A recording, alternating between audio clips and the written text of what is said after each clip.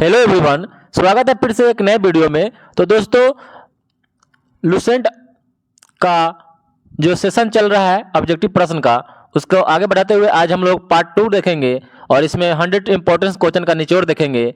तो चलिए शुरू करते हैं। पहला प्रश्न है कि सत्यमेव जयते शब्द कहाँ से लिया गया है। तो सत्यमेव जयते शब्द यह मुंडको उपनिषद से लिया गया है। चलिए अगला प्रश्न है कि ऋग्वेद की मूल लिपि क्या थी। तो ऋग्वेद की मूल लिपि ब्राह्मी थी। अगला प्रश्न है कि अवेस्ता और ऋग्वेद में समानता है।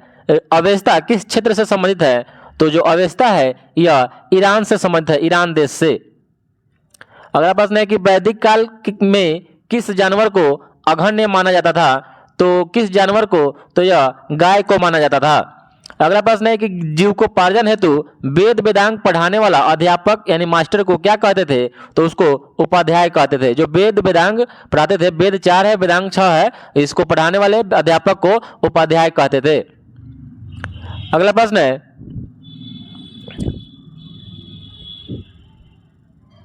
बौद्ध धर्म। तो गौतम बुद्ध का जन्म कब हुआ था। तो गौतम बुद्ध का जन्म 563 ईसा पूर्व में हुआ था, कपिलवस्तु, लुम्बिनी, नेपाल में। याद रखिएगा। अगला प्रश्न है कि गौतम बुद्ध की माँ किस वंश से संबंधित थी। तो गौतम बुद्ध की जो माँ थी वह कोलीय वंश से संबंधित थी। बहुत इंपॉर्टेंट प्रश्न है, या बहुत बार यह क्वेश्चन पूछता है। और गौतम बुद्ध के जो पिता थे वह ज्ञात्रिक कुल से थे, ये भी याद रखिएगा, ज्ञात्रिक कुल से थे। अगला प्रश्न है गौतम बुद्ध का जन्म कहाँ हुआ था। तो गौतम बुद्ध का जन्म यह लुम्बिनी, नेपाल में हुआ था, लुम्बिनी, नेपाल में हुआ था। अगला प्रश्न है कि निम्नलिखित में से कौन एक अशोक का अभिलेख है। इस परंपरा की पुष्टि करता है कि गौतम बुद्ध का जन्म लुम्बिनी में हुआ था। तो इस अभिलेख का नाम बताना है। तो यह अभिलेख हो जाएगा रूमीदेई अभिलेख। रूमीदेई स्तंभ लेख है। इस अभिलेख से पता चलता है कि गौतम बुद्ध का जन्म लुम्बिनी, नेपाल में हुआ था। अगला प्रश्न है कि निम्नलिखित में से किस राजा के एक अभिलेख से सूचना मिलती है कि शाक्य मुनि बुद्ध का जन्म लुम्बिनी में हुआ था। तो यह अशोक के शिलालेख से या अशोक के अभिलेख से पता चलता है। अगला प्रश्न है कि गौतम बुद्ध का महापरिनिर्वाण कहाँ हुआ था। तो गौतम बुद्ध का महापरिनिर्वाण या कुशीनगर, उत्तर प्रदेश में हुआ था। और महापरिनिर्वाण इनको कुशीनगर में हो गया था। अगला प्रश्न है कि महात्मा बुद्ध का महापरिनिर्वाण किसके गणतंत्र में हुआ था। तो महापरिनिर्वाण महात्मा बुद्ध का या मौलों के गणतंत्र में हुआ था, मौलों के गणतंत्र में हुआ था। अगला प्रश्न है कि अलार कलाम कौन थे। तो अलार कलाम जो थे यह गौतम बुद्ध के गुरु का नाम था। गौतम बुद्ध के गुरु का नाम अलार कलाम था। और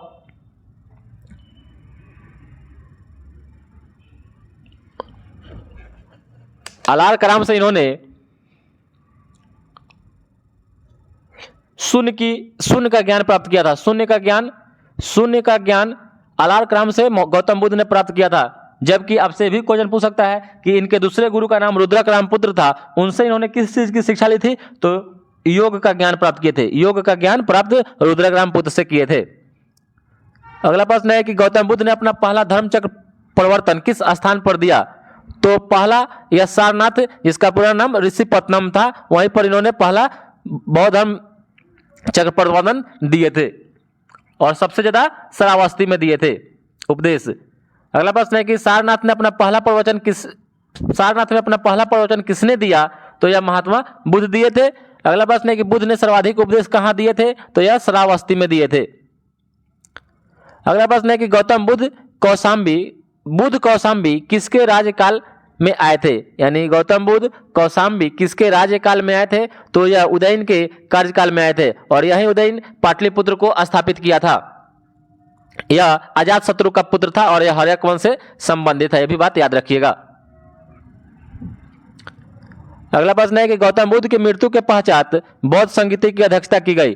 तो गौतम बुद्ध की जो मृत्यु हो गई, गौतम बुद्ध की मृत्यु 468 ईसा पूर्व में, तो प्रथम बौद्ध संगीति की अध्यक्षता किसने की थी। तो यह महाकश्यप के द्वारा किया गया था। महाकश्यप के द्वारा प्रथम बौद्ध संगीति की अध्यक्षता की गई थी। और जो प्रथम बौद्ध संगीति हुई थी वह राजगृह में 483 ईसा पूर्व में हुआ था। अध्यक्ष इसके महाकश्यप थे और शासन था अजात शत्रु का। अगला प्रश्न है कि कश्मीर में कनिष्क के शासनकाल में जो बौद्ध संगीति आयोजित हुई थी उसकी अध्यक्षता किसने की थी। तो कनिष्क के समय में कश्मीर में जो बौद्ध धर्म की चतुर्थ बौद्ध संगीति हुई थी, चतुर्थ बौद्ध संगीति, उसमें अध्यक्षता के रूप में वसुमित्र थे। वसुमित्र ने अध्यक्षता की थी। अगला प्रश्न है कि बौद्ध धर्म की महायान शाखा औपचारिक रूप से किसके शासनकाल में प्रचलित हुआ? तो बौद्ध धर्म की जो महायान शाखा थे वह कनिष्क के शासनकाल में प्रचलित हुआ या प्रकट हुआ, जो भी याद रखिए। अगला प्रश्न है कि किस शासक के शासनकाल में चतुर्थ बौद्ध संगीति का आयोजन जम्मू कश्मीर में किया गया? तो यह कनिष्क के शासनकाल में, और कनिष्क कुषाण वंश का शासक था, महान शासक, और यह 78 ईस्वी में शक संवत चलाया था। अगला प्रश्न है कि प्रथम बौद्ध संगीति का आयोजन हुआ था? तो यह अजात शत्रु के शासनकाल में। अगला प्रश्न है कि निम्नलिखित में से किस नगर में प्रथम बौद्ध सभा आयोजित हुई थी? तो जो प्रथम बौद्ध संगीति जो हुई थी वह राजगीर में आयोजित की गई थी। अगला प्रश्न है कि किसके शासनकाल में द्वितीय बौद्ध सभा का आयोजन हुआ था? तो द्वितीय बौद्ध सभा का जो आयोजन हुआ था वह कालाशोक के शासनकाल में हुआ था, और कहाँ हुआ था? तो वैशाली में हुआ था, वैशाली में हुआ था। और इसके अध्यक्ष कौन थे? तो इसके अध्यक्ष थे साबाकामी। इसके अध्यक्ष कौन थे? साबाकामी। इसके अध्यक्ष थे साबाकामी। अगला प्रश्न है कि भारतीय कला में बुद्ध के जीवन की किस घटना का चित्रण मृग सहित चक्र द्वारा हुआ है? तो मृग सहित चक्र द्वारा हुआ है, यह प्रथम उपदेश में है, प्रथम उपदेश में है। अगला प्रश्न है कि बोध गया में महाबोधि मंदिर बनाया गया जहां पर गौतम बुद्ध को ज्ञान की प्राप्ति हुई थी। गौतम बुद्ध को ज्ञान की प्राप्ति हुई थी, गौतम बुद्ध को ज्ञान की प्राप्ति हुई थी। और यह 29 वर्ष की अवस्था में ही गृह त्याग कर दिए थे, और ज्ञान उनको 35 वर्ष की अवस्था में, 6 वर्ष की कठिन तपस्या करने के बाद 35 वर्ष की अवस्था में इनको फल्गु नदी के किनारे, निरंजना नदी, पीपल वृक्ष के नीचे ज्ञान की प्राप्ति हुई थी, और बाद में वह जगह बोध गया कहलाया। अगला प्रश्न है कि गौतम बुद्ध में घोड़ा किसका प्रतीक है? तो गौतम बुद्ध जब गृह त्याग कर रहे थे तो उसी का प्रतीक घोड़ा है। अगला प्रश्न है कि निम्नलिखित में से कौन सा बौद्ध पवित्र ग्रंथ निरंजना नदी के तट पर स्थित है? तो यह बिहार में जो गया है, बोध गया निरंजना नदी के तट पर स्थित है, फल्गु नदी के तट पर। अगला प्रश्न है कि बुद्ध के उपदेश किससे संबंधित है? तो जो बुद्ध के जो उपदेश हैं वह आचरण की शुद्धता और पवित्रता से संबंधित है, आचरण की शुद्धता और पवित्रता से संबंधित है।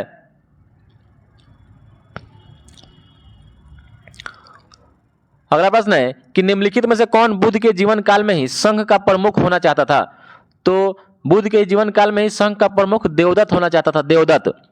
अगला प्रश्न है कि अष्टांग मार्ग की संकल्पना अंग है, तो अष्टांगिक मार्ग या धर्मचक्र परिवर्तन सूत्र की विषय वस्तु का एक अंग है। अगला प्रश्न है कि गौतम बुद्ध संघ में भिक्षुणी के रूप में स्त्रियों की प्रवेश की अनुमति बुद्ध के द्वारा दी गई?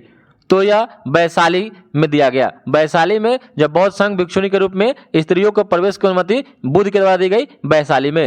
अगला प्रश्न है कि त्रिपिटक, आपसे ऐसे क्वेश्चन पूछ सकता है कि त्रिपिटक किससे संबंधित है? तो यह बौद्ध धर्म से संबंधित है। और त्रिपिटक क्या है? तो बुद्धों के उपदेश का संग्रह है, यानी गौतम बुद्ध के उपदेशों का संग्रह त्रिपिटक कहलाता है। और त्रिपिटक को 3 भागों में बांटा गया। त्रिपिटक को 3 भागों में, विनय पिटक, सुत्त पिटक और अभिधम्म पिटक। अगला प्रश्न है, देखिए अभी हम बताएं, अभी क्वेश्चन आ गया कि त्रिपिटक ग्रंथ किस धर्म से संबंधित है? तो यह बौद्ध धर्म से संबंधित है, त्रिपिटक बौद्ध धर्म से संबंधित है। और अगला प्रश्न है कि निम्नलिखित में से किस बौद्ध ग्रंथ में संघ जीवन का नियम प्राप्त होता है? तो संघ जीवन का नियम बौद्ध ग्रंथ विनय पिटक से प्राप्त होता है। विनय पिटक से संघ जीवन के नियम प्राप्त होते हैं। अगला प्रश्न है कि विश्व का सबसे ऊंचा कहा जाने वाला विश्व शांति स्तूप बिहार में कहाँ स्थित है? तो विश्व का सबसे ऊंचा कहा जाने वाला विश्व शांति स्तूप यह राजगीर में स्थित है। अगला प्रश्न है कि बुद्ध की 80 फुट बड़ी प्रतिमा जो बोध गया में है किसके द्वारा बनाया गया था? तो बुद्ध की 80 फुट की बड़ी प्रतिमा बोध गया में या जापानियों के द्वारा बनवाया गया था या निर्मित करवाया गया था।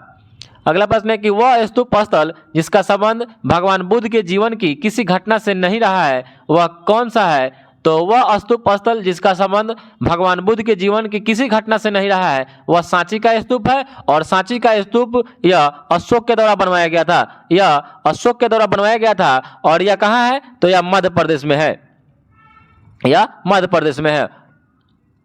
अगला प्रश्न है कि संसार अस्थिर और क्षणिक है का निम्न में से किससे संबंधित है? यह किसने कहा था? तो संसार अस्थिर और क्षणिक है, यह गौतम बुद्ध से संबंधित है। अगला प्रश्न है कि निम्नलिखित में से किसे एशिया का ज्योतिपुंज यानी लाइट ऑफ एशिया के तौर पर जाना जाता है? तो लाइट ऑफ एशिया के तौर पर गौतम बुद्ध को जाना जाता है। और यह कथन या पुस्तक भी है, यह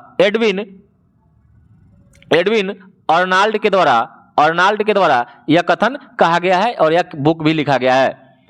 अगला प्रश्न है कि गौतम बौद्ध धर्म के महायान और हीनयान संप्रदायों में सर्वाधिक मौलिक अंतर निम्नलिखित में से कौन सा है? तो ऑप्शन इसका सी हो जाएगा, देवी देवताओं की पूजा। बौद्ध धर्म के महायान और हीनयान संप्रदायों में सर्वाधिक मौलिक अंतर जो है वह देवी देवताओं की पूजा से है। अगला प्रश्न है कि गौतम बुद्ध को एक देवता का स्थान किस राजा के युग में प्राप्त हुआ? तो गौतम बुद्ध को एक देवता का जो स्थान मिला वह कनिष्क के शासनकाल में प्राप्त हुआ। अगला प्रश्न है कि भारत में पहले किस मानव प्रतिमाओं की पूजा की गई है? तो सबसे पहले बुद्ध भगवान की प्रतिमा की पूजा की गई है भारत में। अगला प्रश्न है कि देश में निम्न में से किसने मूर्ति पूजा की नींव रखी थी?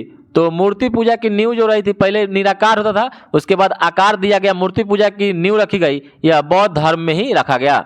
अगला प्रश्न है कि गंधार शैली की मूर्ति कला में बुद्ध के सारनाथ में हुए प्रथम धर्मोपदेश?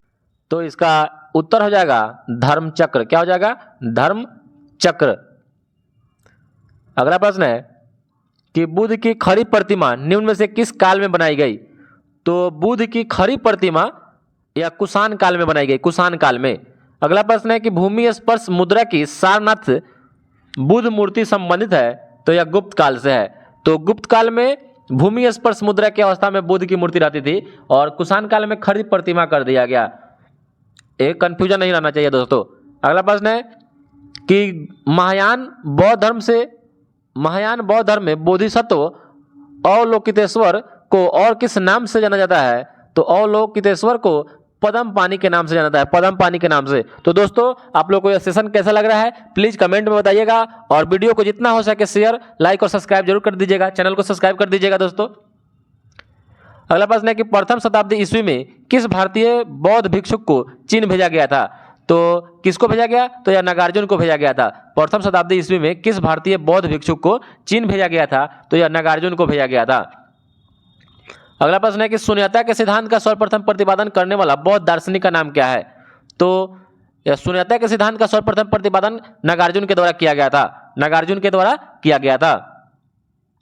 अगला प्रश्न है कि नागार्जुन किस बौद्ध संप्रदाय से संबंधित है? तो यह माध्यमिक संप्रदाय से संबंधित नागार्जुन है, माध्यमिक संप्रदाय। अगला प्रश्न है कि बौद्ध शिक्षा का केंद्र कहाँ है या कौन है? तो यह विक्रमशिला है और विक्रमशिला यह पाल वंश के शासक धर्मपाल के द्वारा बनवाया गया था। विक्रमशिला विश्वविद्यालय धर्मपाल के द्वारा बनवाया गया था। अगला प्रश्न है कि नालंदा विश्वविद्यालय के स्थापन का युग क्या है? तो नालंदा विश्वविद्यालय के स्थापन का जो युग है यह गुप्त युग है और कुमारगुप्त प्रथम के द्वारा इसको बनवाया गया था, प्रथम के द्वारा बनवाया गया था नालंदा विश्वविद्यालय को। और नालंदा विश्वविद्यालय का विनाश बख्तियार खिलजी के द्वारा करवाया गया। अगला प्रश्न है कि नालंदा विश्वविद्यालय किस लिए विश्व प्रसिद्ध था? तो नालंदा जो विश्वविद्यालय था यह बौद्ध दर्शन के लिए विश्व प्रसिद्ध था, बौद्ध धर्म दर्शन के लिए। अगला प्रश्न है कि नौ नालंदा महाविहार किसके लिए विख्यात है?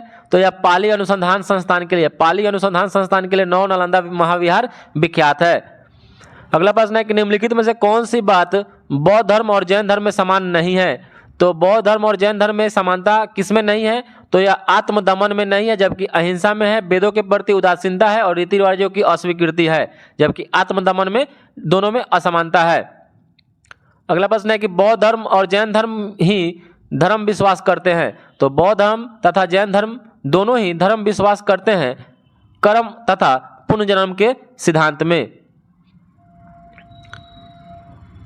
अगला प्रश्न है कि श्रवणबेलगोला में गोमतेश्वर की विशाल प्रतिमा किसके द्वारा स्थापित की गई थी? तो श्रवणबेलगोला में यह चामुंड राय के द्वारा स्थापित की गई थी, चामुंड राय के द्वारा श्रवणबेलगोला में गोमतेश्वर की विशाल प्रतिमा स्थापित की गई थी। अगला प्रश्न है कि जैन धर्म के संस्थापक किसे माना जाता है? तो जैन धर्म के संस्थापक ऋषभदेव को माना जाता है, जिनका अन्य नाम आदिनाथ भी है। और महावीर स्वामी को 24वां तीर्थंकर माना जाता है और जैन धर्म का वास्तविक संस्थापक माना जाता है, वास्तविक संस्थापक माना जाता है।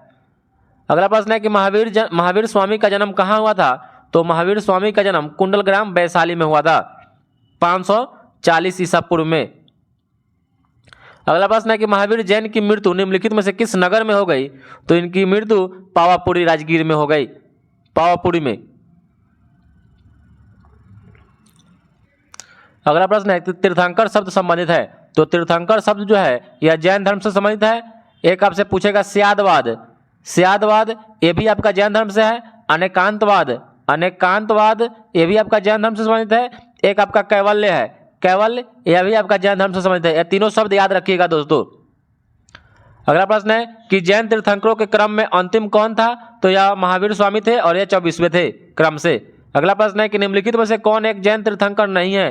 तो इसमें से कौन जैन तीर्थंकर नहीं है? तब चंद्र प्रभु है, नेमिनाथ है, संभवनाथ है, लेकिन नाथ मुनि या जैन तीर्थंकर नहीं है।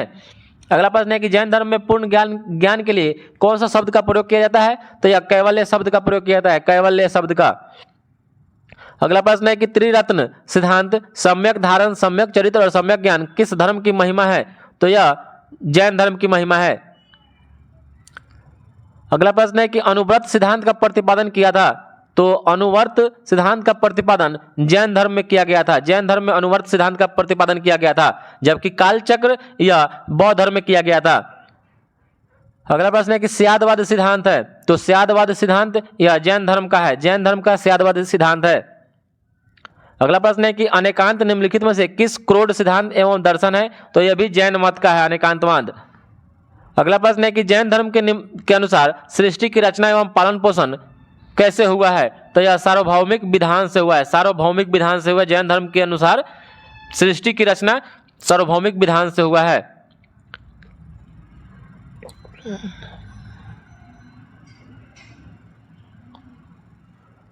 अगला प्रश्न है कि जैन धर्म का आधार बिंदु क्या है? तो जैन धर्म का जो आधार बिंदु है वह अहिंसा है। अगला प्रश्न है कि यापनीय किसका एक संप्रदाय था? तो यापनीय या एक जैन धर्म का संप्रदाय था। यापनीय जैन धर्म का स्यादवाद, अनेकांतवाद, कैवल्य ये सब जैन धर्म से संबंधित था। अगला प्रश्न है कि निम्नलिखित में से कौन सबसे पूर्वकालिक जैन ग्रंथ कहलाता है? बहुत इंपॉर्टेंट प्रश्न है। तो कौन सबसे पूर्वकालिक जैन ग्रंथ कहलाता है? तो यह 14 पूर्व है, 14 पूर्व यह सबसे पूर्वकालिक जैन ग्रंथ कहलाता है। कंफ्यूजन नहीं होना है, 12 पूर्व में बहुत ज्यादा आदमी कंफ्यूजन हो जाता है 12 अंग में। अगला प्रश्न है कि प्रारंभिक जैन साहित्य निम्नलिखित में से किस भाषा में लिखे गए थे? तो यह अर्धमगधी भाषा में लिखे गए थे। अगला प्रश्न है कि निम्नलिखित में से कौन सा आरंभिक जैन साहित्य का भाग नहीं है? तो आरंभिक यानी शुरुआती जैन साहित्य का भाग कौन नहीं है? तो यह थेरी गाथा नहीं है, थेरी गाथा। जबकि सूत्र कृतांग, आचारंग सूत्र और बृहत कल्प सूत्र ये सभी आरंभिक जैन साहित्य का भाग है, जबकि थेरी गाथा यह भाग आरंभिक जैन साहित्य का भाग नहीं है। अगला प्रश्न है कि निम्नलिखित में से कौन सा स्थल पार्श्वनाथ से संबंध होने के कारण जैन सिद्ध क्षेत्र माना जाता है? तो ये हो जाएगा समेध शिखर। अगला प्रश्न है कि जैन संप्रदाय में सर्वप्रथम विभाजन के समय श्वेतांबर संप्रदाय के संस्थापक कौन थे? तो श्वेतांबर संप्रदाय के संस्थापक स्थूलभद्र थे, स्थूलभद्र थे। और जो श्वेत वस्त्र धारण करते थे वह स्थूलभद्र के शिष्य बन गए, और जो दिगंबर थे वह लोग क्या करते थे? वह नंगे घूमते थे। अगला प्रश्न है कि किस जैन सभा में अंतिम रूप से श्वेतांबर आगम का संपादन हुआ? तो यह हो जाएगा अंतिम रूप से तो यह पाटलिपुत्र में ही हो जाएगा। अगला प्रश्न है कि भगवान महावीर के प्रथम शिष्य का क्या नाम था? तो उनके दामाद जामिल ही हुए प्रथम शिष्य। अगला प्रश्न है कि आजीवक संप्रदाय के संस्थापक कौन थे? तो आजीवक संप्रदाय के संस्थापक मखलीपुत्र गोसाल थे।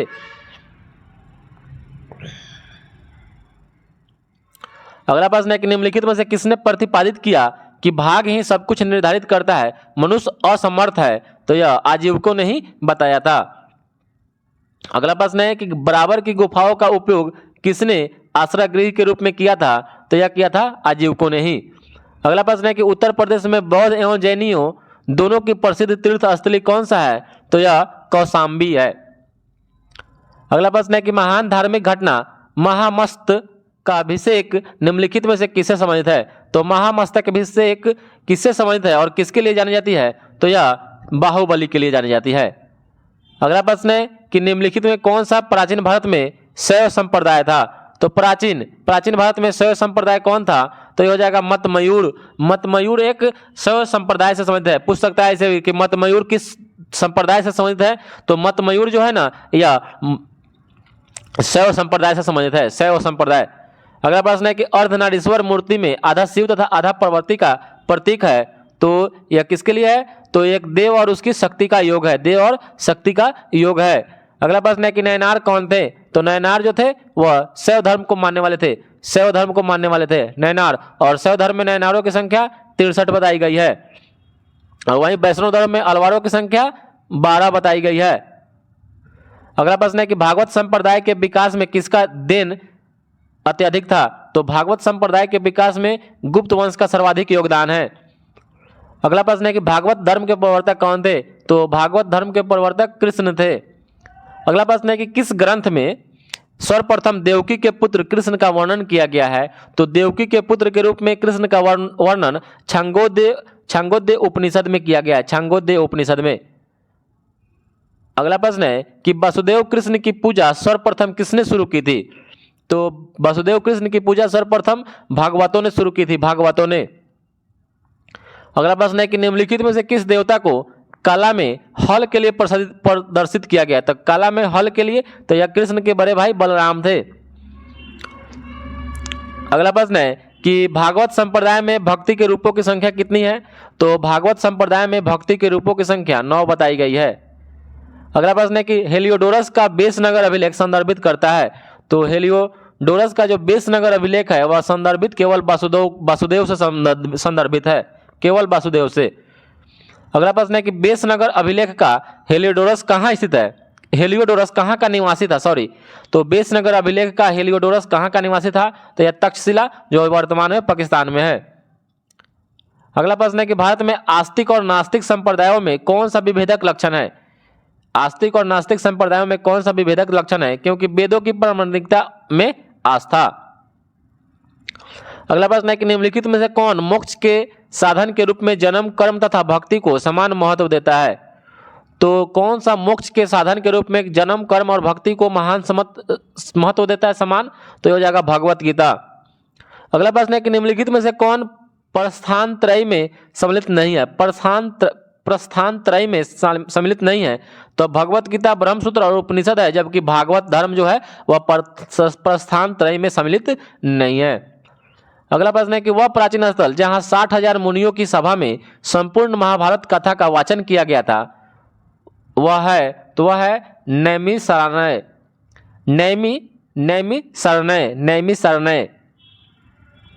अगला प्रश्न है कि रामायण के किस कांड में राम और हनुमान की पहली भेंट का वर्णन किया गया है?